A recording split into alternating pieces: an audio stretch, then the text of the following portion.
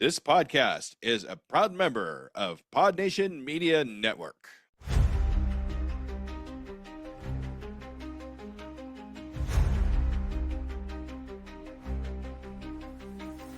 Flicker of reels, the shadows crawl. Curtains rise, a ghostly sprawl. The frames are whispers, the stories call.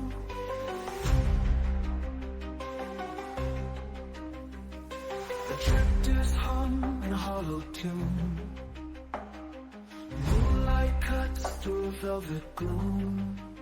Is it a dream or a real too soon? Step into the screen where the dark turns keen.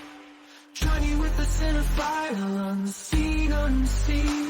The veils twist and turn as the silent light burns. A world unknown where the shadows yearn.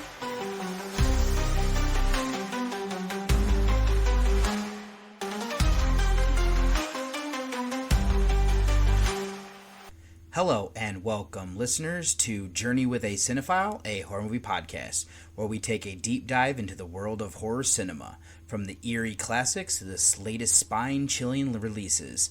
Join me as I explore the history, themes, and artistry of horror one film at a time.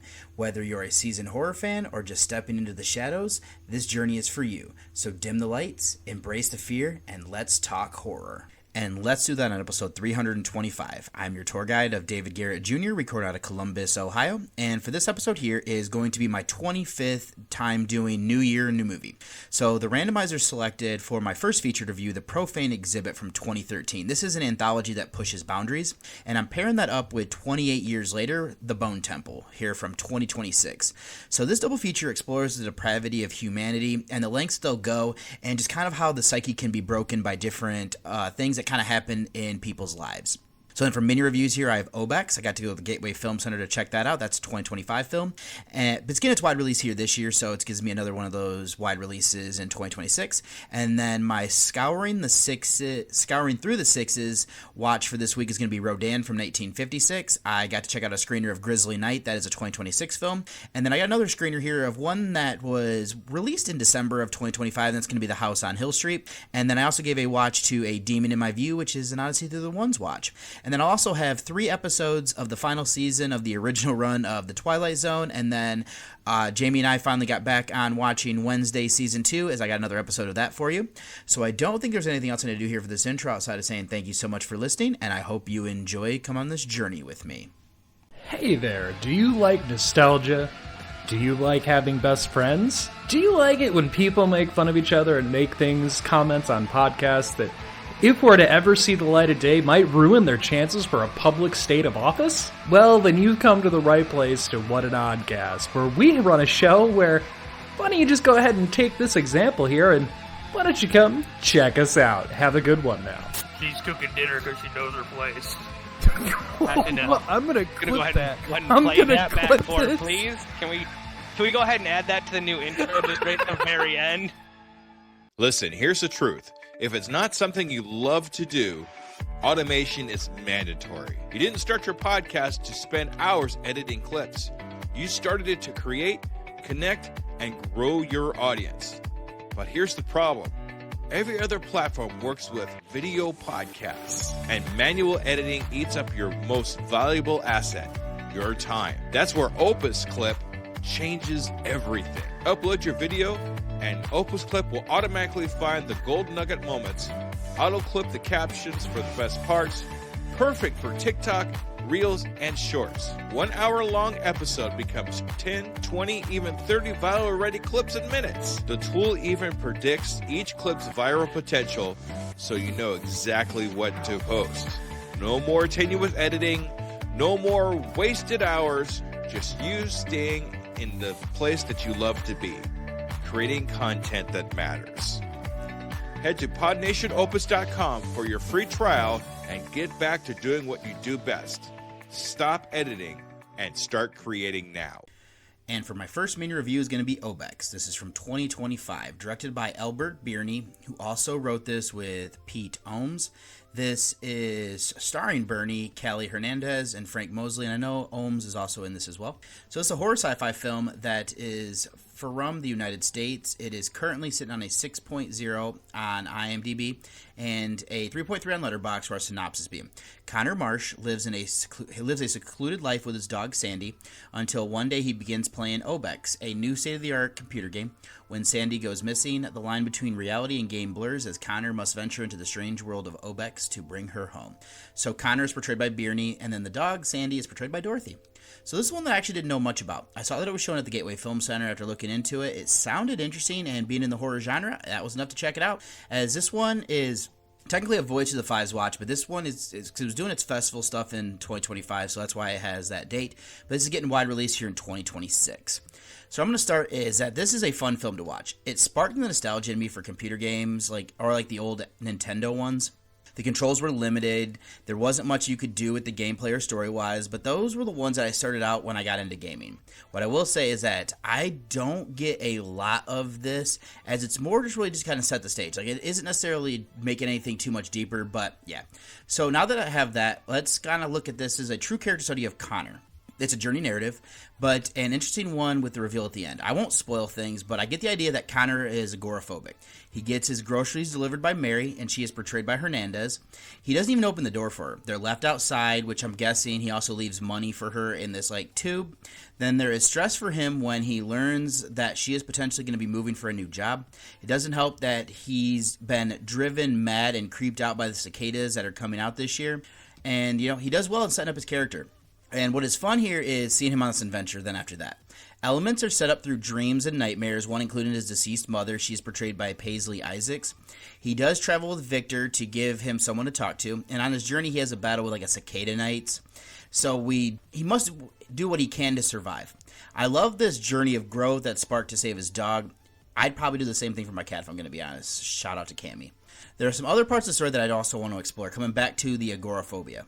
He sees screens in the digital world as a safe way to interact, that and through the mail. This is an interesting look at always being connected since he constantly has his television and monitors on. What is interesting is that Obex is supposed to be state-of-the-art, so it's a little bit dangerous for kind of how he lives his life. Setting it in the era that it did, this is right before the digital dependency actually truly started and everything like that. The game also blurs lines between reality for him as well. So I'm going to go next to be the acting performances. This is carried by Birney, but that's also by design. Everybody else mirrors non-playable characters in games. Hernandez is a source of contact for Connor. It's fitting that she takes on the shopkeepers when he's in the game. Isaacs and Mosley work as these characters that help Connor to look inside and grow. And I actually realized I didn't even say one of those. Mosley here is Victor, who is actually a person with a television for a face, like an old school model. I love Dorothy as Sandy. That is the princess he needs to save. And then Exaroth is also brought to life by Birney Davis, as well as O's, something like that. If I mispronounced your name, man, I do apologize. But so credit to everybody here to what they do to help make this, work. Also, happen to be filmmaking. This is shot in black and white, which I think was done for a more artistic flair of representing nostalgia. This isn't working with a large budget, so there's a do-it-yourself feel. The cinematography and framing were solid. How they're able to make things look bigger was good. I also like the practical approach to the effects. There are older computer stuff that adds charm. Other than that, the music and sound design fit for what was needed. If there is a gripe, this is a bit slower paced and ends in a flurry. So in conclusion, this is a uniquely charming and deeply thoughtful film that uses the veneer of an 8-bit adventure game to explore themes of agoraphobia, digital reliance, and personal growth. Birney carries the film with a solid performance, supported by a strong cast playing roles that cleverly mirror video game character archetypes. While the pacing can be deliberate even with its rapid resolution, the film's artistic black and white cinematography, effective practical effects, and nostalgic do-it-yourself aesthetics make it a compelling watch. It successfully blends character study with an unexpected journey narrative, making it a rewarding experience for those who appreciate indie horror with a distinct voice and a heartfelt. So my rating here for Obex, I actually, like I said, rather enjoyed this one. I give it a 7 out of 10, and one that I'll probably try to revisit before the end of the year. And then for my second featured review is going to be Rodan. This goes by the original title of Sora no Daikakaiju Rodan. So this is from 1956, directed by Ishiro Honda. It was written between Takashi Kimura and Takio Murata. And then I also believe that this is based on a book or something along those lines. Let me just double check real quick, see if this will load fast. So the English story is done by David Duncan. And then there's also a nope, I already said his name. Ken Kuronuma came up with the story. So this one, starring Kenji Sahara, Yumi Shirakawa, and Akihiko Hirata. So this is a Japanese disaster kaiju action sci-fi film. I also consider these films to be horror, and I believe that is on Letterboxd. This is from Japan, currently sitting on a 6.2 on IMDb and a 3.2 on Letterboxd, or synopsis being: a mining engineer investigates the death of his colleagues, discovering prehistoric nymphs and a creature capable of flying and wreaking havoc at supersonic speeds. So this is one I learned about because of Godzilla. Now, the kaiju of Rodan has been used in crossovers. It wasn't until becoming an adult that I actually figured out this giant flying lizard had its own film introducing it. So I saw this back when I lived in Parma, and I decided to go ahead and visit this for a scouring through the six watch. And so then what I'm going to jump into is that kaiju films, I fell in love with as a child, like I was saying. I still enjoy them today. It's quite interesting that our director here also did Gojira. No, that'd be Honda. So the similarities as well as differences are something that I noticed. There were themes like nuclear weapons and humanity being once again to blame for Rodan emerging and wreaking havoc. This is a classic for these early films for sure. So I have that set up. I do like the concept here of setting this in a small mining town. I'm not entirely sure if we ever learn what they're digging for, but something I'm not entirely sure of either was how much is known about mining hurting the environment. It does seem like there's a little bit here, and it's a good touch that they're near a volcano. That seems like part of what woke up these giant monsters. So we have these nymphs getting up first, and then that leads to a greater predator in Rodan doing the same. I like these concepts of these people being trapped until people meddled. Now, something I will say here is the human characters are a bit underdeveloped, and that's classic for many of these. I do like how the first act and into the second, we're following this character of Shigeru Kawamura. He is portrayed by Sahara. He's actually the engineer who ends up getting accused of killing Goro, who is portrayed by, let me see if I can look him up real quick here, Rin Asku Ogata. And then it's actually also kind of to play on that just a little bit more is that we also have Suguru is seeing Kaio, who is portrayed by Shirakawa. She is actually the sister to Goro, so it's kind of one of those things where he's being accused of killing her brother. And it isn't until these nymphs that everybody realizes that he is innocent in the area, and this progresses the story, but doesn't necessarily drive tension. So then the themes that we want to touch on here before moving from the story, is the mining element. Seems like it's more of like rapid economic growth leading to resource exploitation. The nuclear angle is more about disrupting the Earth's temperature and the crust, leading to the kaiju's awakening. Rodan being a flying creature seems more like a correlation to UFOs. He's able to move much faster than Godzilla, so that's supposed to add a little bit more tension there, just because we actually see that he can go from like this small town here in Japan all the way to like Beijing and other places around there relatively fast, so it kind of adds that type of stuff there. This is a bit of a tragedy as well with the reveals and how things play out in the end. Let's then go over to the acting performances. Sahara is fine along with Shirakawa. Outside of her seeing Shiguru and then being, then her brother Goro disappearing, we don't get much more development there. I also did like that we have Hirata, who was also from Gojira. He plays Professor Kayu Ichiro Kashiwagi. He is a professor of biology, and he's the one that kind of figures out a little bit. He's like the expert who explains what's attacking, and I thought the acting here works for what was needed. I'll then go over to filmmaking aspects, and just go ahead and start by saying that I'm a sucker for these practical approaches. Using miniatures is great. I'm not sure that what they did to bring the nymphs to life, but I believe Rodan is a puppet. Regardless, what they do with the flying and attacking the cities is great. The cinematography and framing help. The forced perspectives is good. Other than that, the music and sound design also helped. And I also like what they use for the kaijus to make it feel more real, so credit there. In conclusion, this is a highly enjoyable classic kaiju film that continues the tradition established by Godzilla of giant monster attacks to explore themes of environmental exploitation and the consequences of nuclear power. While the human characters serve primarily to move the plot and occasionally feel underdeveloped, the film excels in its core monster action and practical effects. The concept of mining operation disturbing ancient creatures leading to the emergence of supersonic Rodan is compelling with strong miniature work and effective sound design.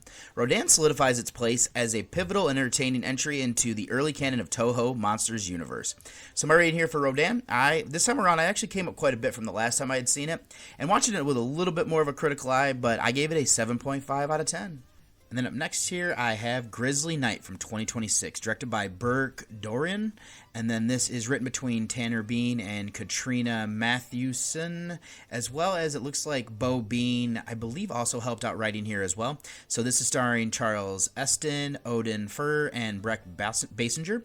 So this is, on IMDb, is a drama film. This is also a horror. It's eco-horror, animal attack stuff here. And then this is from the United States. It is currently not able to be rated on IMDb as of yet, and there's not enough ratings on Letterboxd, but our synopsis is on August 12th, 1967. In Montana's Glacier National Park, the unthinkable happened. On the same night, 9 miles apart, there were not one but 2 fatal grizzly bear attacks. So I got the chance to see this via screener thanks to Kier from Strike Media. What intrigued me is that I'm a fan of animal attack films. Especially they're real life horror, and I didn't realize until settling, and this is based on real events. Since this is a 2026 horror film, that helped me fill in, some of these more independent ones for my end of year list. And where I'm going to start is that being using real events, and they're actually, I feel like, following it pretty closely, is we actually at the beginning kind of learn a little bit, and then at the end we get texts that fill in more details on how terrifying this night sparked actually new regulations with the government to help prevent things like this from happening. And that was something that's quite interesting, as what we saw here did actually happen to an extent. Now, initially, I was excited by the large cast, and the immediate reaction is we start with an attack with a recognizable actor in Basinger, who is actually playing Julie Helgelson. However, this film's pacing suffers significantly afterwards. We have so many characters that we introduce that it slows the momentum and tension. While I'm unfamiliar with the true incident, this seems to closely follow those major events, which unfortunately bogs down the pace. Now, before I move away from the story, I did want to say that how things ended up with these bears attacking people is terrifying.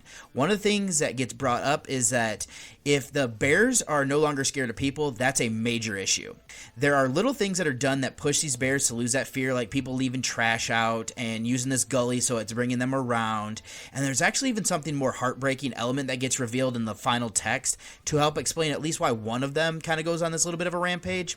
I have an issue here, though. The harsh actions that we're taking to fix the problem is kind of how we deal with things, and it creates a much larger problem in the end. So that should be enough for the story. Let's go over to the acting performances. I would say Eston is solid here as his ranger in charge of Gary Bunny. And then seeing the fear grow when he learns about what happened definitely is a good reaction there. I thought Basinger was solid along with her role with Matt Lintz, who is Roy Ducamp. They kind of go off camping by themselves, and they're one of the attacks that happen. And then the members of the other group were solid, who directly encounter these bears as well. Now, I know that one is Michelle Coons, portrayed by Ali Scovaby, and she is out with has a little small group of people that she goes camping with. I know Paul Dunn's one of them, as Jacob Buster is playing that role. And then we also have Denise Huckle, portrayed by Sophia May. Kind of just what happens there is terrifying. Actually, one of our big heroes here is actually going to be Lauren Call, who is Joan Devereaux. She kind of gets thrust into this leadership role, and then she's with some others at the chalet. I think they're all kind of solid what happens there. I did like seeing Fur as one of the supporting characters on top of that, kind of just giving some of the other people here. I already said about Michelle and Paul. Now they go off camping with Raymond Nosek, who is Jack Griffo, and then there's Steve Perry, who is Skylar Bible, and then he is dating Denise. And then we also have, let me see if I can figure out some of these. Some of the other people at the chalet is going to be like Tom Walton. He handles the food there, and he's a little bit responsible for what happens. He's portrayed by Brandon Ray Olive. And then there's Dr. John is Fur, and then there's also Father Connolly, portrayed by Joel Johnstone, Robert, who is Josh Zuckerman, and then Janet, who is his wife in the movie, of Lauren Shine, something like that.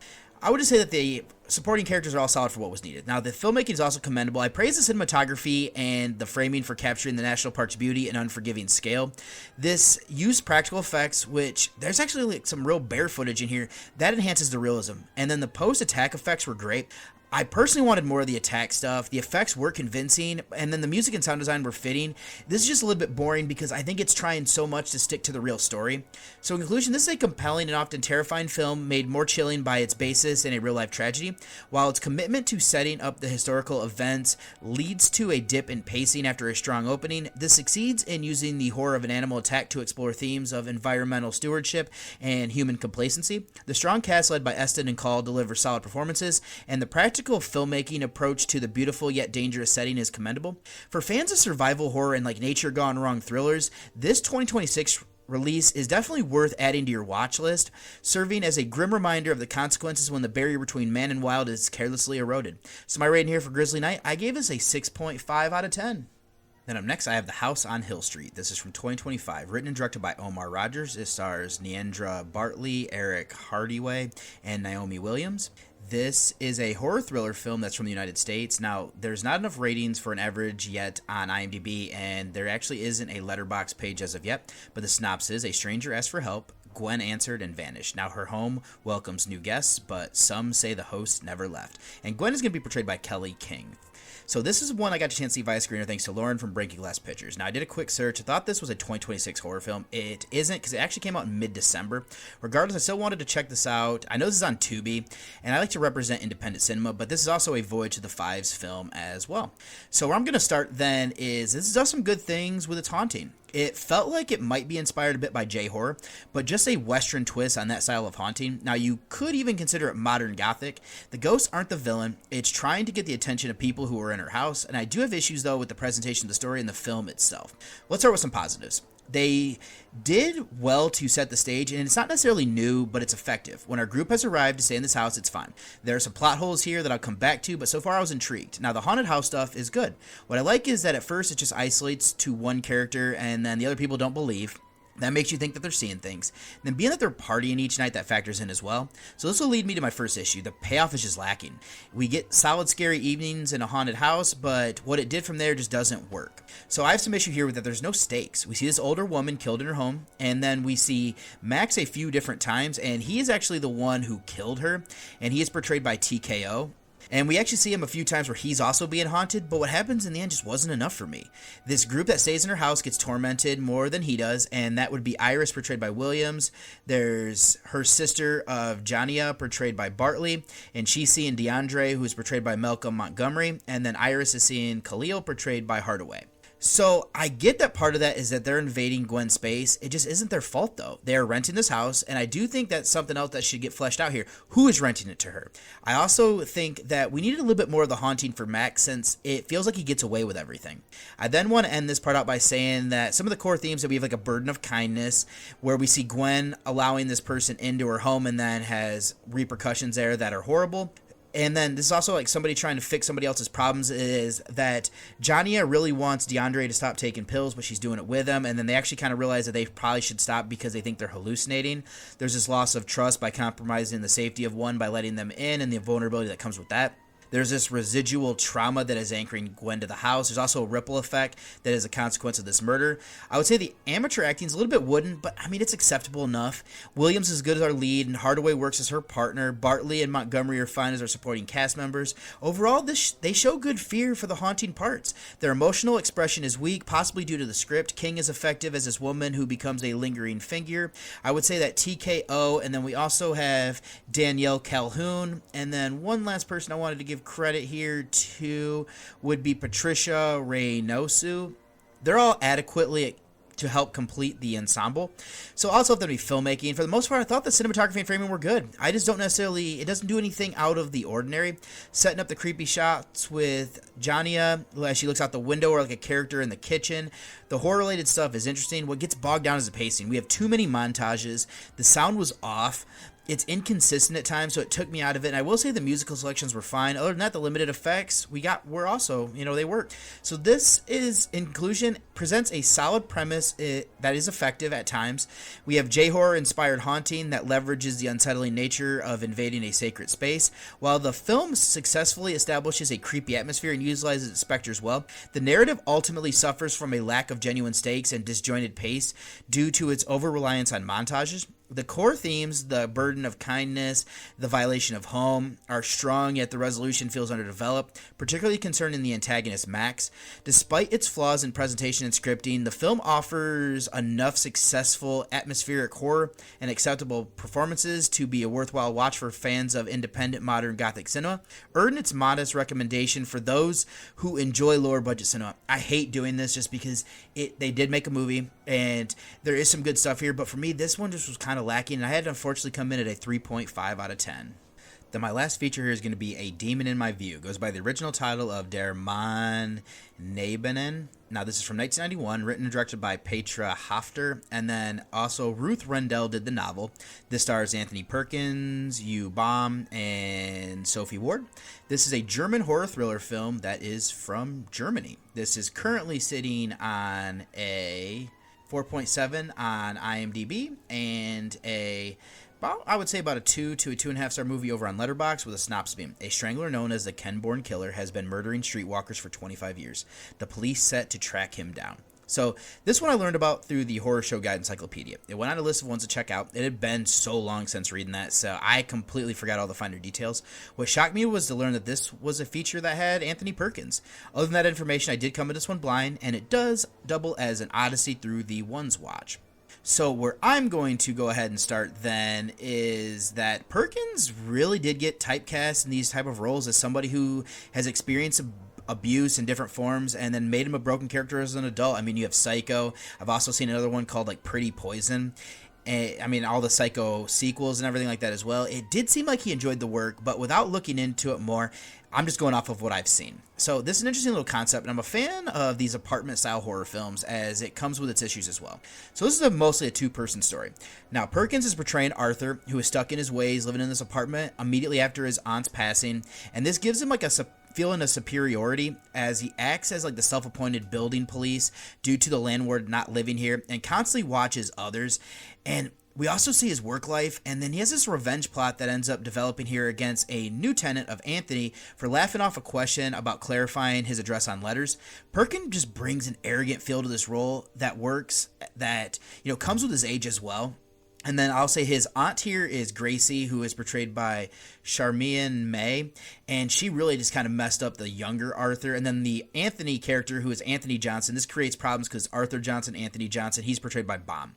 So that character of Anthony, he loses points with me as he knowingly is having an affair with a married woman in the beginning, and she is Helen Schweizer, portrayed by Ward, and her husband in this is Roger, portrayed by Hans-Peter Valhallix. So what is interesting is that he has an aloofness that comes off as arrogant, especially when he laughs off Arthur's request. It isn't malicious. He's just good humor, doesn't think it's that big of a deal. He definitely doesn't deserve what happens, and I love that we see him interact with different people in this building and children of the area, as it does well in making him likable enough. Baum also deserves credit there as well. So story construction is an interesting one. After meeting our characters, about 30 minutes in, we learn about the serial killer in the area, a thread that kind of vanishes for a long time.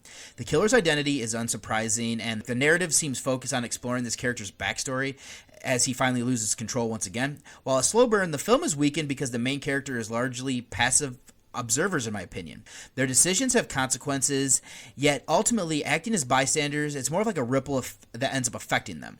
So key themes here as well to include is Arthur's respectable yet dark duality, social alienation in apartment living, Arthur's craving for connection, as we see it manifested through this mannequin that he keeps in the locked basement and what he does there. We have childhood trauma, repression, and the cycle of violence, the chaos introduced by Anthony with the male mix-up contrast with Arthur's otherwise orderly life. This causes stress that turns into dark results. So let's go over to the acting performances. I've already said that Perkins and Baum were good as our two leads with similar character names. Perkins steals the show for sure. That's not necessarily a slight to Baum though. Ward has a minor role, but she disappears for most of the film. She's more of a figure that Anthony continues to pine over.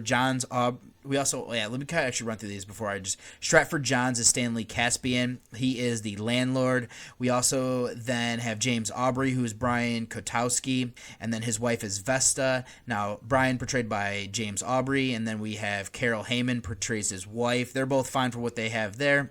Then we also have a neighbor here of Choi Ling Man portraying Li Ling Chan. She has this weird scene where she's like she's cheating on her significant other, and we actually see Arthur spying on them. Now we also then will have another guy who lives in this building trying to bide for Michael Simpkins, who is Jonathan Dean. I know he plays music loud, which annoys Arthur. And then we have Hollix, as I was saying, and then May. They're all solid for the different things to bring in support. They push their characters when they end up.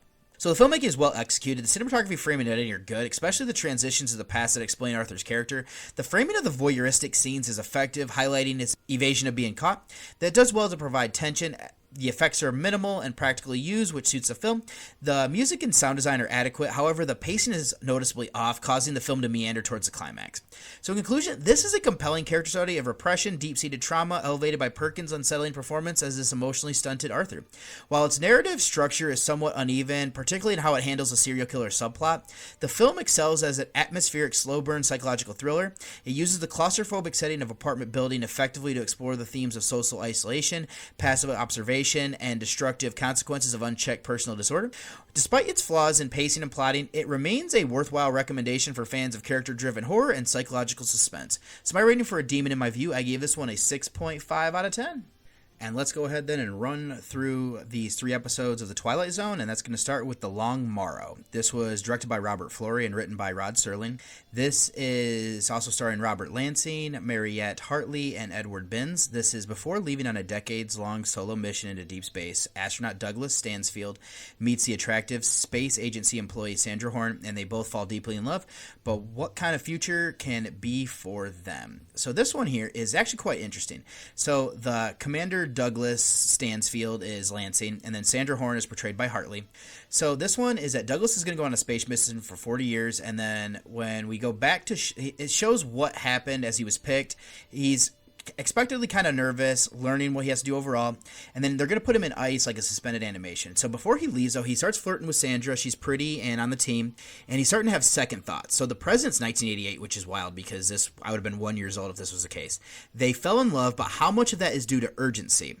So this is actually considered, I think it's called the Stansfield Mount Everest is what the mission's called, because we actually see people later on down the line start exploring more of this. And there's a General Walters who's portrayed by Binns. He woke Sandra up from the hibernation room to warn him of stuff, and then it's actually kind of a gut punch type of thing here with what happens on this mission and everything. They're actually, what he doesn't realize is that communication got knocked out while he was in space, and then, this one definitely kind of wild what happens here. I gave this one a 6.5 out of 10. Rather enjoyed it well enough. So the next up is going to be The Self-Improvement of Salvador Ross. This was directed by Todd Siegel, and then it was written between Jerry McNeely and Henry Slassar. This stars Don Gordon, Gail Kobe, and Vaughn Taylor. Salvador Ross can trade physical characteristics with other people and use his talents to do anything to gain the love of his former social worker of Leah Maitland and the approval of her disabled father. So that main character here is going to be portrayed by Gordon, and then Maitland Leah is portrayed by Kobe, and then her father is portrayed by Vaughn Taylor. So this one is, he pulls up in a great car, and that would be Salvador. He's trying to impress Leah, which is kind of weird. She's not vibing it. He's offended. This is also based on a short story. So Sal has a severely broken hand. He made a deal with an old man who's actually Pat O'Malley, and what ends up happening is that when he wakes up, he has a cold, and then the old man has his broken hand, and he just kind of leaves. So then he actually realizes about this, so he goes to see a Mr. Halpert, portrayed by Douglas Dumbro, and they make a deal that they'll exchange years for $1 million in the house. And so then Mr. Halpert, then with Salvador not having all this money, he is old, but he decides he's going to start to buy people's years from him. So you see it with an attendant in the elevator, and then he does it with some other people and everything like that. And then he tries to go and see Leah to try to see if he can get her to fall in love with him, which is kind of weird though, is that he continues to trade different things so that way he is the perfect man for her. Has another little gut punch ending here that I rather enjoyed, and I gave this one a 7.5 out of 10. Then the last Twilight Zone episode I'm going to look at for this one is Black Leather Jackets. This is directed by Joseph M. Newman. It was written by Earl Hamner Jr., stars Lee Kunslaving, Shelley Fabreas and Michael Forrest. Now, leather jacket wearing motorcycle riding men they have a little bit of a secret here. Scott, Steve, and Fred invade a peaceful neighborhood where Scott develops a relationship with a teenage neighbor who is Ellen Tillman and upsets both comrades and Ellen's father, Stu. So what I'll say here is Scott, portrayed by Ken Slavian. The young woman is portrayed by Fabarez, something like that. And then we have Steve, who is portrayed by Forrest. And then their other guy is Fred, portrayed by Gillerin. And then Stu, the father, is going to be portrayed by Denver Pyle. So this gang, they're wearing weird goggles. They rent a house in the suburbs. Movers bring in a few crates. We can see that they have some sort of telekinesis power because they close the blinds and open a door without touching them. And then that night, the powers flicker, TV's messing up, and can't get reception. So Stu is quite upset with, and then the mother here as well as Martha, portrayed by Irene Hervey. And then what we end up seeing is that Scott gives Ellen a ride. He starts to connect with her, realizing that humanity isn't all that bad. And then we see that his two friends, though, they're still running some tests, and it actually gets quite dark with what they're going to do here. And what I love about this is that we have Scott, who starts to have second thoughts about everything like that. And then we actually kind of see something quite interesting here with a deputy that they get to meet and everything. This one, we've kind of seen the story played out, especially on Twilight Zone before, but I end up giving this one a 7 out of 10 as well. Not the worst thing that I've seen, but definitely could have been a little bit better. It's not the most original. And then I'm going to do one episode here of Wednesday Season 2. This is going to be the Call of Woe Episode 3. Finally came back to this. So this is directed by Paco Cabarizas. And then this was written by Valentina Garza. It stars Jenna Ortega, Steve Buscemi, and Emma Myers. So stripped of both her ability and Goody's book, Wednesday is forced to do some old-fashioned detective work on a school camping trip. So Jenna Ortega, of course, Wednesday Addams. And then this one, Wednesday is continuing her investigation, uses aid from Agnes, who, after she almost, killed Enid, portrayed by Myers, that they've kind of figured out some of the things that they're trying to do here. And Agnes is portrayed by Evie Templeton. And now she actually has a crew that are also helping Wednesday. So they end up going camping. And there's this game here where it's like war games almost, where he's portrayed by Anthony Michael Hall, and it's Ron Kruger. And he has these Boy Scouts and everything there, so they go up against each other, and we see that Morticia and Wednesday are still butting heads. Morticia, of course, is being portrayed by Catherine Zeta-Jones.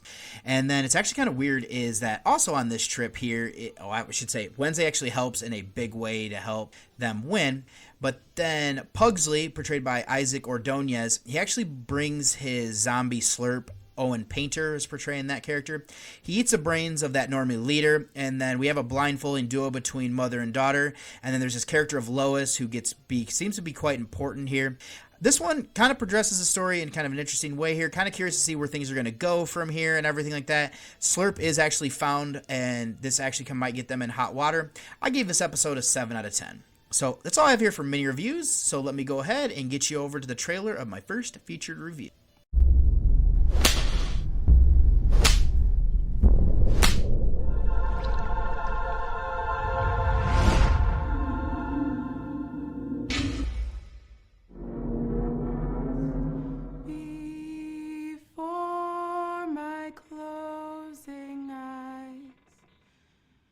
Shine through the gloom and point me to the skies.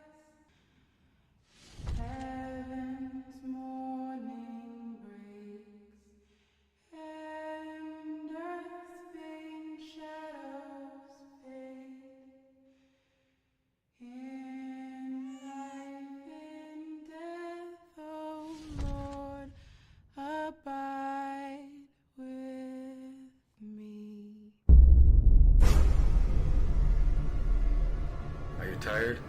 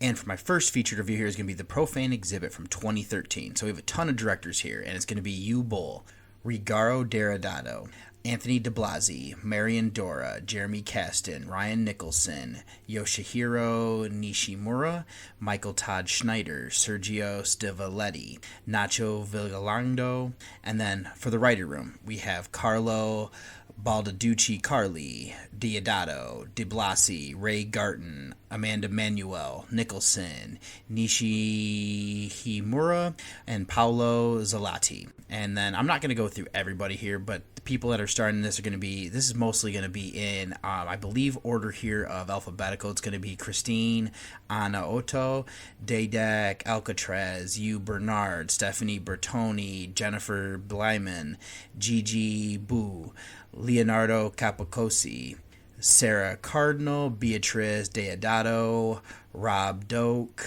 Mario Dominic, Eldora, Dan Ellis, Norman England, Art Ediger, Thomas Gorsh, Mel Heflin, and Madeline Horn.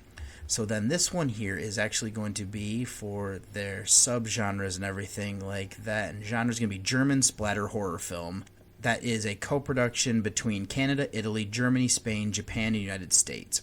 This is currently sitting on a 4.0 on IMDb and a 2.8 on Letterboxd, or our synopsis being: the underbelly of Paris hosts a secret society of wealthy elites.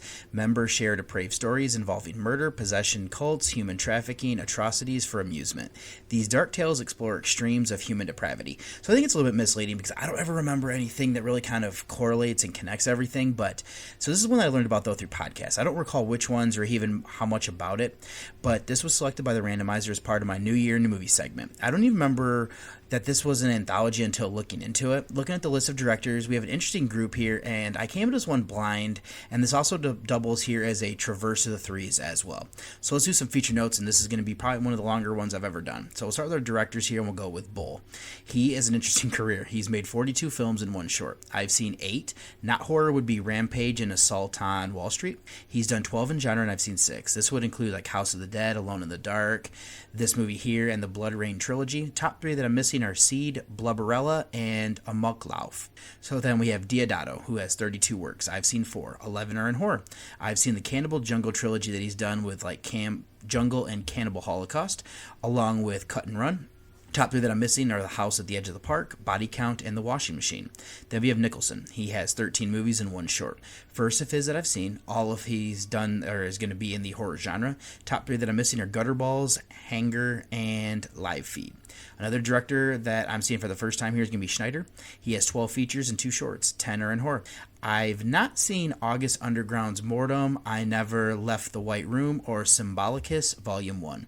Then to Dora. Now this person has helmed 11 motion pictures and 25 shorts. First of their work that I've seen, 10 are in genre. The most popular that they've done was going to be Melancholy der Angel, which I think is like Angel of Melancholy or something along those lines. And then we have Cannibal and Carcinoma, so I think that might be how you pronounce that.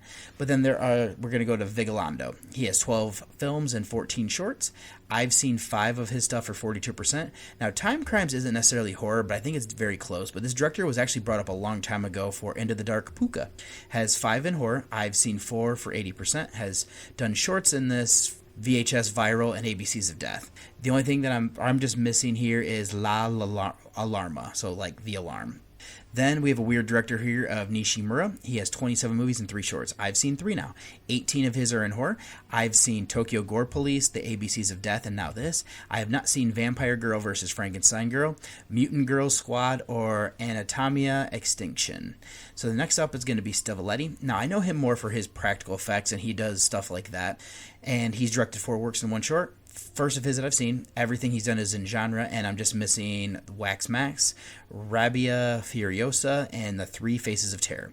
Then we go over to Kasten. He has 8 motion pictures and 1 short. First of his that I've seen, everything he's done is in genre. I have not seen The Theater Bazaar, The Attic Expeditions, and the Wizard of Gore remake. So then for the last of our directors here is going to be de Blasi. I brought him up for Malum.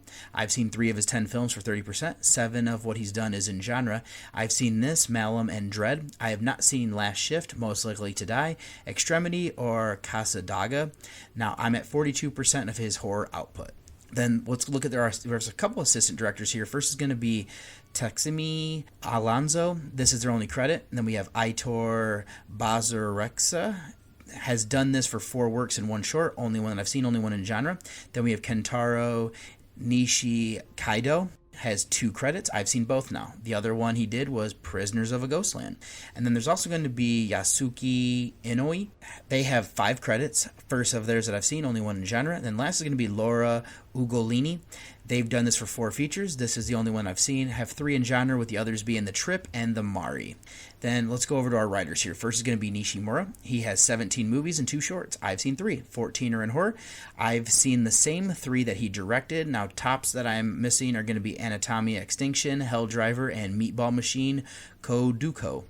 Then we have Diodato also wrote this. He did this for 7 films. First of his that I've seen, 3 are in genre. I have not seen Dial Help or Ballad in Blood. The next up is going to be Garten. This is his only credit. Same for Manuel.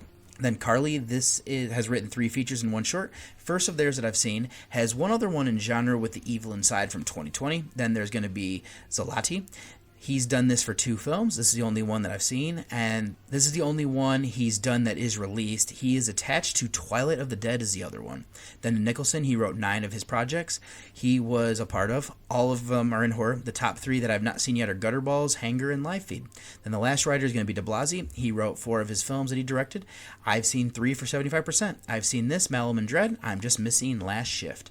All right, I'm going to look at just 3 of the cast members here, and I'm going to start with one that I have not brought up yet of Ihai Shini, something like that.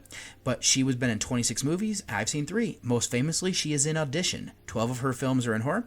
I've also seen Tokyo Gore Police. I have not seen Vampire Girl vs. Frankenstein Girl, Hell Driver, or Meatball Machine Koduku. Now over to Carolyn Williams. She's been in 54 features and 2 shorts. I've seen 17 for 31%. 31 of her films are in genre, and I've seen 14 for 45%. The top ones that I'm missing are Contracted Phase 2, and Virotica. Then last is going to be Clint Howard. He has been in 158 films and 11 shorts. I've seen 30 for 18%. He's my most seen actor of all time. Not horror would include the live-action How the Grinch Stole Christmas, Solo, and Austin Powers Trilogy. Now in horror, he's done 37, and I've seen 13 for 35%. I've seen Terrifier 3, Rob Zombie's Halloween, and The Lords of Salem. Top 3 that I'm missing for him are Ticks, Evil Speak, and The Haunted World of El Super Bisto. All right, then, for this one here, since this is an anthology with different filmmaker teams, I'm going to break down each one individually and then take like an average for the overall rating, just so you know. So let's look at the wraparound first, which is titled Amuse Bouche and was directed by Costin. This starts off, and it's kind of interspersed as well as like the last images we see. It's wordless. We see animals being butchered into sausage and fed to both people and dogs. What I will say here is it sets the tone for the shorts. This is fitting that it can be considered like reducing humans to meat, which is the theme that is throughout the shorts. Costin and his team do some interesting things with the filmmaking, like showing things in reverse, extreme close-ups, and sorting the color. This sets the eerie vibes for sure. Then we jump into the first short here of Mother May I. This is directed by de Blasi. This takes place at a strict religious halfway house where we have Sister Sylvia, portrayed by Ellen Green, who's in charge. Now there is Mabel, portrayed by Taylor Robinson, and she is in her bed, and she wedded overnight. Her roommate is Sadie, who is portrayed by Anawato, who appears to be the model of perfection. Sadie informs her roommate that she's going to have a visitor. Now, this brings both of them before Sister Sylvia, and we see how far the punishments go. So this one also set the stage well. My initial thought was that this was like a convent or like an orphanage. We do see later that Sadie has a tattoo, so being a halfway house does make a little bit more sense. This is exploring the dark side of humanity. Sister Sylvia uses draconian punishments. She also has them like pushes self-punishment to repent. It is definitely more of like the Old Testament look at religion. This is well made. We get a little bit of nudity here, and then the acting from all the performers were good. So the next short is a little bit quirky here, and it's Hell Chef. This is directed by Nishimori. Now, it starts off with seeing like a young woman in a mask. She is played by Maki Mizui. Now, a man pulls her with him. Now, the schoolgirl tries to kill him and fails. That's when the Hell Chef, portrayed by Sheena, appears. Now, she teaches her how to properly butcher this man, and then we see that this young woman isn't who she seems as she hides a secret. Now, when Shani appeared, I looked her up and realized that she was from Audition. Now, she is this woman that was selected, and Now, Nishimura, our director, also did Tokyo Gore Police, like I said earlier, but this film is a bit more whimsical in vein with like that one. It's a similar like splatter gore vein. The acting is over the top. This deals with cannibalism, but it's easier to handle due to that comedic nature. It is brutal. I didn't care as much for this one, but I still had a lot of fun. So then we're going to go a little bit darker here and go over to Basement. And this one is done by Bull. Now we have a married couple of Bob, portrayed by Howard, and Lucy by Williams. They seem like normal, everyday older couple, but what is kept in the basement is heartbreaking, and what is being done is sickening. So this is a tough one to watch. I'll avoid spoiling it, but we're seeing that we never truly know somebody.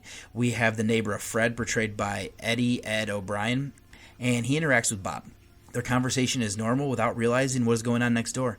What is shocking is that this might be the best made work I've ever seen from Bull. It is uncomfortable with the impact, and that was effective. It wasn't as difficult to guess what the reveal was. Seeing it play out, though, was. So in the next short I wanted a little bit more from is called Bridge, and this is done by Diodato. We have a picturesque landscape with this tall bridge. A woman played by Valentina Lainanati looks over it. Now we also have two children, one of them being portrayed by Beatrice Diodato, and then the other one by Capocia. Now, and that this woman encounters these two. Now, looking at the recap for this one, it makes a bit more sense. What I will say is this doesn't have any filler. I did pick up on the fact that the woman was panicking. How things play out was interesting, and the best part here is the cinematography. Capturing this landscape and then juxtaposing it with what the woman is planning and what happens with these children. This one has a minimalist approach for sure. So the next up is going to be Stivalati's Italian Tale of Tofet Corium. Now, this features the murder and potential sexual assault of Sister Magda, portrayed by Giordana Vergonoli.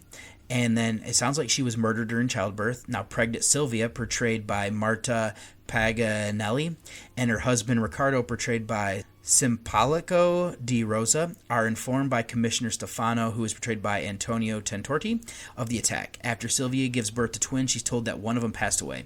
She's hearing a cry from a baby despite the one next to her is sleeping. She investigates, finding some catacombs under their apartment that conceal a dark secret. So it ended up being one of my favorite shorts. I did predict part of the reveal and what it would be. I'm not going to spoil anything, but I will say is that this goes places I wasn't fully expecting. I'm not shocked for how good and brutal the practical effects were. Stivaletti did this for some of the later Argento films, and that'd be Dario. What I will say is this combined elements that I love, and we have occult rituals and even a mad scientist angle. Plus, it messes with me dealing with babies and having Sylvia find catacombs under her apartment. It doesn't overstay its welcome, though, either. We then move over to Good Wife. This was directed by Nicholson. It starts out with a woman chained up in a room. She is violated and killed by John, portrayed by Dan Ellis. Now, before he does it, he tells her about his wife, who he said had cancer. He thinks that she was perfect before then. He then goes home to her, and her name is Lisa, portrayed by Monique Parent. We see that he's violent with her and then forcibly takes her at their kitchen sink. Now, the next day, John finds another target. She is played by Tina Kraus, and there's some unexpected visitor that shows up when a scrapbook of his victims is found. So now this one, the director Nicholson is somebody that I've not seen any of his other works, but I know of them.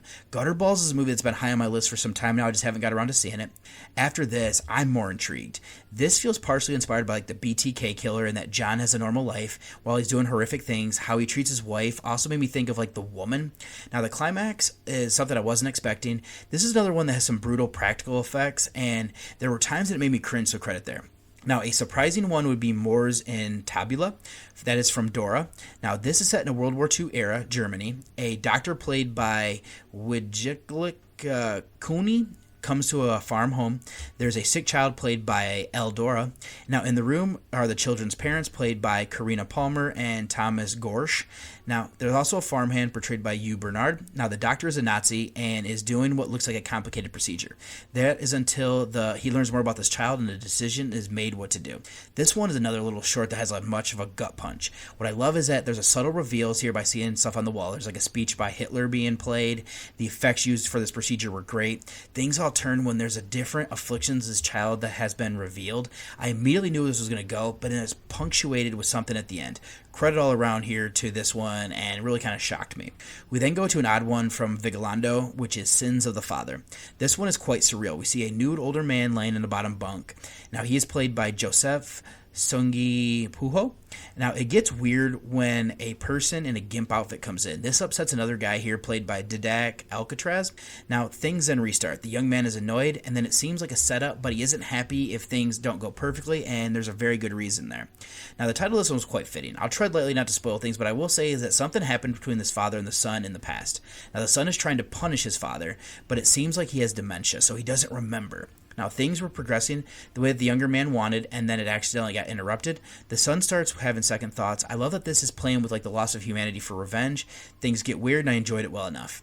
So then the final short that I'm going to look at here is Mana. This is done by Schneider. Now, we follow a man who goes into an extreme S&M club. What starts as a sexual encounter devolves into a visceral display of dismemberment and vorophilia. This is a word I had to look up, which means the fetish for being consumed. So there isn't much story here.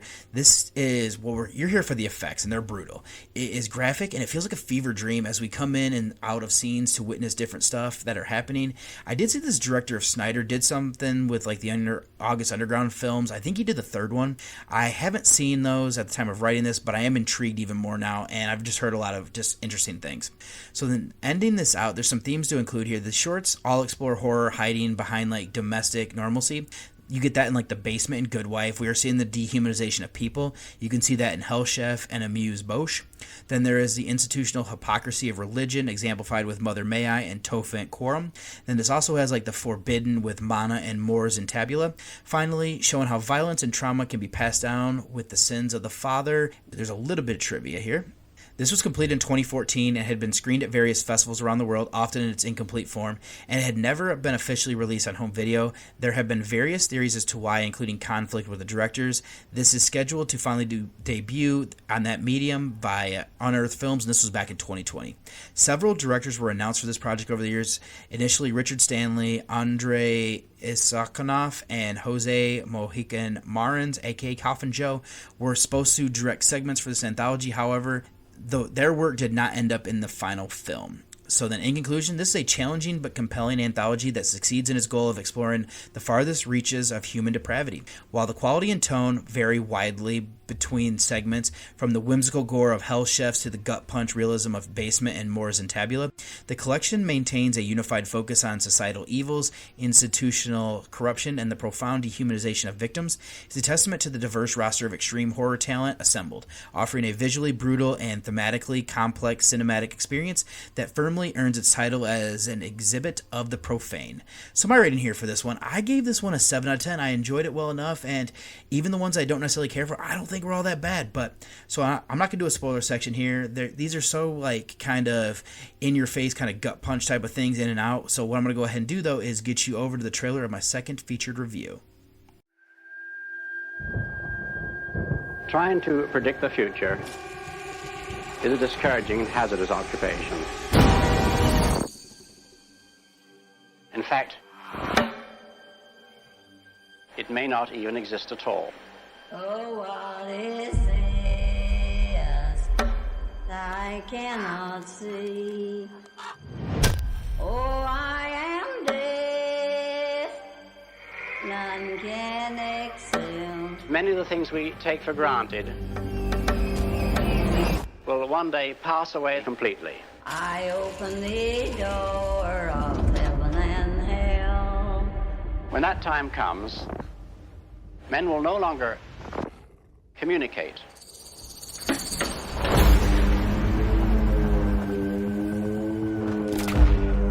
We may have diseases and barbarism. Oh, I am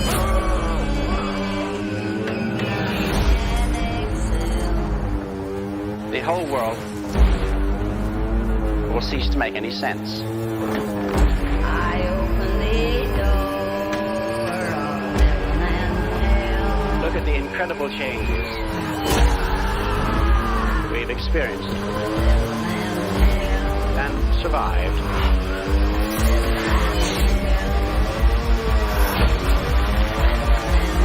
And yet even greater changes are still to come. Are you ready?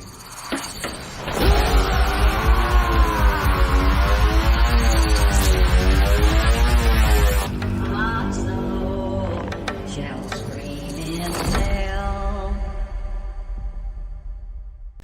And for my second featured review is going to be 28 Years Later, The Bone Temple. This is from 2026, directed by Nia DaCosta. So this is written by Alex Garland, stars Ralph Fiennes, Jack O'Connell, and Elfie Williams. And then we also have here Aaron Kellyman, Mara Bird, Gaz El Rofia, Robert Rhodes, Emma Laird, Sam Locke, Gareth Locke, Chi Lewis Perry, Sally Crossland, Mirren Mack, Gordon Alexander, Louis Ashbourne Circus, David Stern, and Elliot Ben. This is a body horror, dystopian sci-fi, monster, psychological, supernatural, zombie horror sci-fi film that is a co-production between the United Kingdom and United States. This is currently sitting on a 7.8 on IMDb. And a 4.0 on Letterboxd for our synopsis being.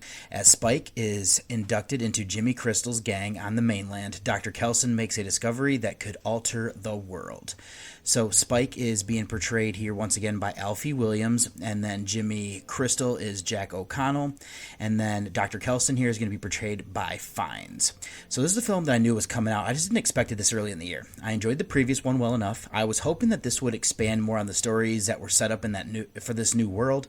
Seeing the subtitle, I figured this one would be a little bit more about Dr. Kelson and hopefully more of like Jimmy Crystal's stuff that we really only got introduced to him in the very beginning and then at the very end. Other than that, I came at this one blind and made this, of course, here as a featured review, as you can tell. So then our director here is DaCosta. And I'm going to do some feature notes, that is. I didn't realize that she was helming this until I saw the opening credits. Now, she's done this for 5 features and 1 short. I've seen 3 of her works for 60%. Not horror, I've seen the Marvels. Now, she has 2 in genre, and I've seen both now, with it being this and the Candyman requel. So then our writer is Garland. He came up with the previous film in the series, and he's written 14 movies. I've seen 9. Not horror, I've seen like Ex Machina, Civil War, and Sunshine. But all of those seem to have more like darker themes in it. I'm at 64% of his total output. Now, in horror, he has 6. I've seen everything that is out. I've seen like 28 Days Later, 28 Years Later, and now this, along with Annihilation and Men. The only ones that I'm missing so far is going to be the 3rd installment, which of course isn't even released yet. Now onto the cast. I feel like Fiennes has come up previously. Now he's been in 97 films and 12 shorts. I've seen 16 of his works for 16%. Not horror, he was in like the Harry Potter films, Schindler's List, and Spectre, the James Bond film. In horror, he has 5, and I've seen 4 now for 80%. I've seen Red Dragon, the 28 Years Later's films, and The Menu. I'm just missing the Cora Morant. And then O'Connell is somebody who came up last year, and he's been in 35 motion pictures and 10 shorts. I've seen him in 6 for 17%. Not horror is The Unbroken. Has 4 that are in genre, and I've seen them all now. They're Sinners, the 28 Years Later films, and then Eden Lake. And then lastly, I'm going to do Williams, as he's been in 5 films and 1 short. I've only ever seen him in the 28 Years films, so I'm at 40% of his output. I've seen all of his genre films that are out. He has 2 that are coming up, as of course he's going to be the next film in the series, and then something called Banquet. Not really sure much about it outside of that. So let's move here. We pick up quickly where after the last one left off. Spike is in the presence of Jimmy Crystal and his gang. They're holding a tryout, kind of thinking like The Dark Knight, where the Joker, breaks that thing and says that, only one person can come out of the thing. There's 2 people they're fighting. The reason that Jimmy claims that he's the son of Old Nick. This is another name for Satan that we end up realizing and learning. He claims that his father told him to bring souls to him along with his 7 fingers. He only has room for that many disciples. Now, Spike gets lucky, gains the upper hand, and becomes a member by taking out one of the members of the gang. So Jimmy Inc., portrayed by Kellyman, takes a liking to him, keeping him at arm's length, though, because she doesn't want to get too close, obviously, since we kind of see what happens here when people, they do this type of stuff. So the narrative is then following Dr. Ian Kelson. Now, there's Samson, the alpha that patrols the area around where Ian lives in his, bone temple, I guess you could call it now, along with his group of infected. So the infected individuals are, one of them Samson gets injured. Dr. Kelson sedates him to remove the arrows and tend to his wounds. This healing process creates a routine between the two as both men seek out this euphoric feeling. As we end up learning here is that morphine is used in these darts that he has. So as their interactions continue, the doctor soon is running out of this drug. There's an interesting discovery, though. The infection doesn't completely destroy the mind of the afflicted. So then Jimmy and his gang target another group of survivors. Jimmy Inc. goes off by herself, discovering Dr. Kelson with Samson. She brings this information back to their leader, thinking that she might have found his father. These two worlds collide as truths are revealed, and everybody fights for their own survival. So now I've decided to go a little bit lighter with the recap here. I mean, the reason is that this story isn't the deepest, and this is also brand new. But what it does, though, is develop the character of Dr. Kelson further and his intentions and interactions with this alpha named Samson. We also get to learn a little bit more about how dangerous Jimmy Crystal and his gang members are. The latter is intriguing for the fact that we got it introduced to them in the previous film, and it was more comical. That is mostly gone here with what we're doing, and the only comedy we get in this version with this gang is dark comedy. I do think this plays well off the world built from the earlier movie, so credit there. So where I'll then go is this interesting that 28 years later films that we're following Spike as he learns about the mainland. He's a secondary character here. He gets integrated with Jimmy's gang, but the depraved things they do don't sit well with him. They go too far, and where we see is that even people who have traveled with him for a long time have their limits. Something to keep in mind is that he's young. He lived a fairly sheltered life on his island. This experience is forcing him to grow up faster. It would also be terrifying. I do think that Williams is solid in his performance, though. Let's then explore a little bit more about the character here of Dr. Ian Kelson. We already know that he's eccentric for building this epic structure from bones of people that have passed away around him. His interactions with Samson also develop into like a true friendship, building from their formerly uneasy one. The story also explores Samson's mind through these morphine-induced euphoria, showing that memories persist despite the infection. This feels reminiscent of like Bub from Day of the Dead. I'll credit the performance here of Fiennes and Louis Perry for, their respective stuff they did here. So the terrifying villains then would be Jimmy Crystal and his gang, as they have a dark shift from their comical introduction at the end of the last movie. Their clothing and hair is inspired by Jimmy Savile, who was beloved and involved in charities when the world ended, giving a dark spin on that fact with what this gang does from this inspiration. Jimmy and the other members were children during the apocalypse, so they're still loving like the Teletubbies, because everything here has just kind of died out, and you'd be stuck in what was the last things you kind of remembered. And I also think their fighting styles are definitely inspired from like martial arts films. O'Connell is great as this villainous leader whose crew is effectively depraved. Then the other themes here to include would be like religion. Jimmy Crystal's real father was a priest.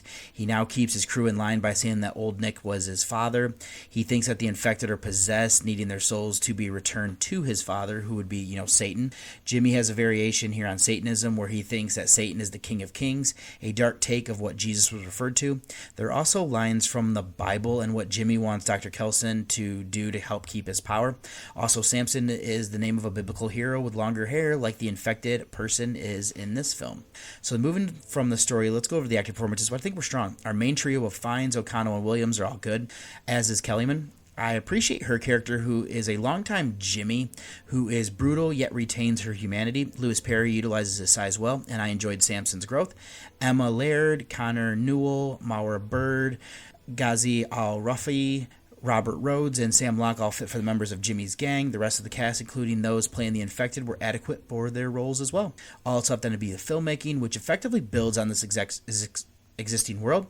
The cinematography and framing successfully capture the wildness of the United Kingdom mainland. Standout elements include time-lapse shots showing the passage of time, the euphoric visions of Samson with Ian, and the brutal effects, particularly when Jimmy's attacks and torture scenes when they're kind of just doing their thing. The use of the original theme song was excellent. That made me smile and kind of got me, a little bit more excited. And the rest of the music and sound design were quite appropriate for what was needed here as well. So I'll do a little bit of trivia here. Is the voiceover in the trailer is the writer and futurist Arthur C. Clarke, taken from his appearance on the BBC Horizon program on September 21st, 1964. The Bone Temple set was constructed from around 5,500 skulls and 150,000 bones, which was individually cast, attached to 1,000 uprights or columns, shot back-to-back with its predecessor. O'Connell said this was the weird and deranged cousin of the previous film. This was announced as part of a planned trilogy, with Garland serving as screenwriter for all, and it sounds like Danny Boyle is coming back to direct the final film in the trilogy, at least as of January 2025. Now, reusing a technique from 28 Days Later, shots of the infected are filmed using adjacent camera shutter angles to give them erratic movements. That makes sense. According to O'Connell and DaCosta, the sequel will continue to explore the corrosive effects of human evil, as well as the relationship between human survivors and those who have been infected by the franchise Central Rage virus.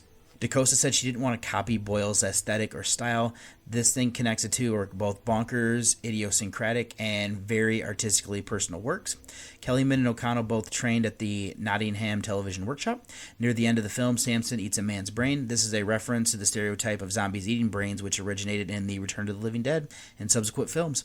And at one point, a startling murmuration is seen over the Bone Temple, and Samson is seen picking blackberries. This sets the time of year to be about September or October, something along that lines. And there is some things here that I'm going to avoid because they are spoilers. So in conclusion, this is a solid, dark, and character-driven expansion on the 28 Days Later universe.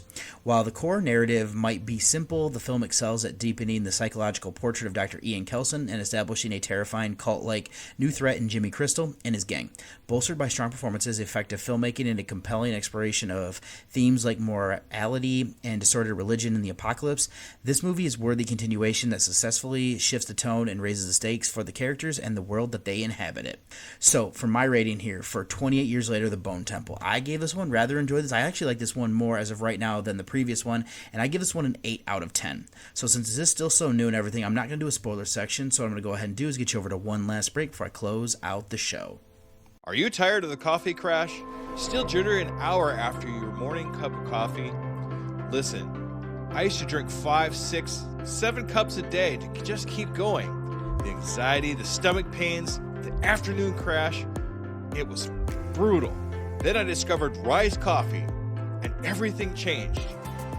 Rise has less than half the caffeine as regular coffee, but here's the magic.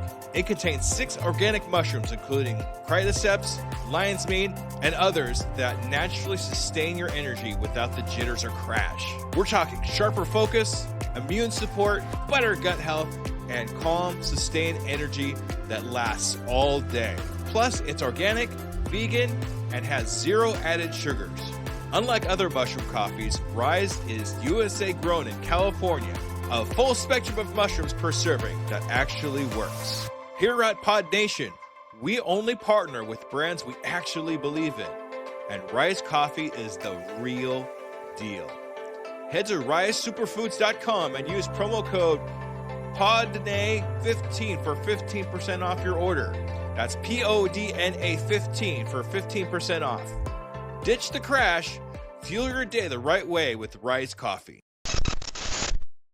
Pod Nation TV has you beamed up with Out of This World award-winning podcast found exclusively on Pod Nation TV. Download Pod Nation TV for Roku and Fire TV. Pod Nation TV, Out of This World. And welcome back. So if you'd like to send me any sort of feedback, anything you want read on the show, or any screener requests, anything like that, you can send those to journeywithacinephile@gmail.com. If you'd like to read any of my written reviews or see any of the old past podcast episodes, all of that is being stored over at Journey with a Cinephile. That is my blog, and that's going to be horrorreview.webnode.com. If you'd like to follow me and become friends on Facebook, it's going to be David Garrett Jr. is my name over on there. There's going to be a link in the show notes. And then if you'd like to follow me on Twitter, it's going to be Buckeye from Mish. And then if you'd like to follow my Letterboxd page where I have all of my reviews, whether that's going to be horror or non-horror, that's going to be David OSU is my name on that. Instagram and Threads, I'm David OSU87. Over on my personal Instagram page, you might see some of my family stuff every now and then whenever I remember to post something. My wife is much better at it than I am. But then if you'd like to follow the Journey with a Cinephile Instagram, that's going to be Journey with a Cinephile, all one word. And then also direct you, if you'd like, to the Discord channel. That's going to be the Nightclub Discord, but I have a page over there. And there's also some other great pages of other shows and them kind of messing around and everything like that. Do highly recommend if you want to go ahead and check that out. And then the last thing I'll actually say here, if you would like to listen to the show a day early, this is always going to be streaming over there on the Pod Nation TV app. So I will have, once again, a link in the show notes for that if that is something that you're interested in. So, yeah, there's some great stuff here. There's some great shows on some of these other networks and stuff. I highly recommend checking them out.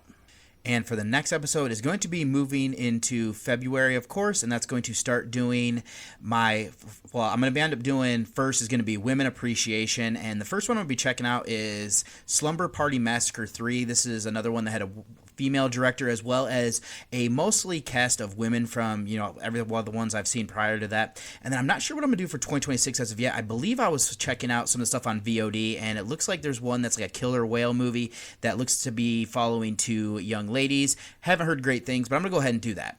And then for my Scouring Through the Sixes rewatch is going to be Godzilla King of the Monsters. I believe I have this on my Blu-ray that I got for a box set from over Christmas, so I'm going to check that out, as I have never actually watched that one with a critical eye to my knowledge. And then I know I'm going to be doing a rewatch here, or a watch of Faye. This is going to be in prep for the Dread broadcast, which by the time you hear that next episode, that'll actually already be out. And then I'll have more mini reviews and everything like that for you as I kind of run through stuff, but I don't think there's anything else I need to say for this outro except... that wraps up this episode of Journey with a Cinephile, a horror movie podcast. Thank you for joining me on this exploration of horror cinema. If you enjoyed the show, be sure to subscribe, leave a review, and follow along for more deep dives into the macabre. Until next time, keep watching horror, and remember, fear is just a frame away. It had been a wonderful evening, and what I needed now to give it the perfect ending